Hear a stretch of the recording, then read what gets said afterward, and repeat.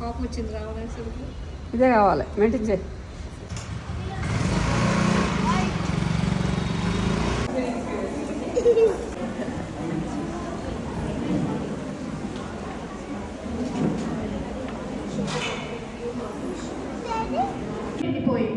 ఓ రాజా, ఈ సూతపుత్రుడికి క్షత్రియ పరీక్ష అవసరమా?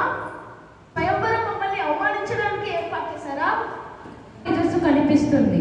అతన్ని చూస్తుంటే ఈ మత్స్యయంత్రాన్ని ఛేదించగలడని నా మనసు చెప్తుంది.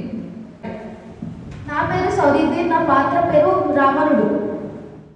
భవతి భిక్షాం దేహి.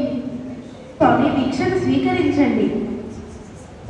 రావణాసుడు వెళ్ళడానికి ప్రయత్నిస్తాడు, కానీ ఆ లక్ష్మణ రేఖను దాచలేకపోతాడు.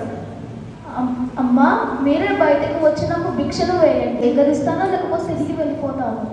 స్వీకరించండి. నేను లంకాధిపతిని, రావణుడిని. నువ్వు నాతో లంకకు వస్తే నేను వివాహం చేసుకుని లంకకు రాణిని చేస్తాను. చీ దుర్మార్గుడా! రావణ, నువ్వు నన్ను తాకడానికి సాహసించద్దు. ఓ రామ, నువ్వు నా లంకలో నా ముందు నుంచోడానికి నువ్వు అర్హత లేని వాడివి.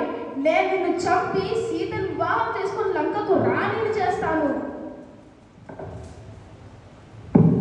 ఇప్పుడు విభీషణుడు రాముడికి ఏదో చెప్పాలి అని వస్తాడు.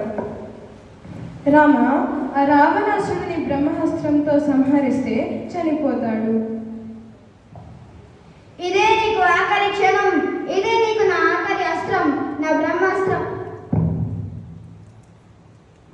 అలా బ్రహ్మాస్త్రం విసిరాక చివరిగా ధర్మం గెలిచింది.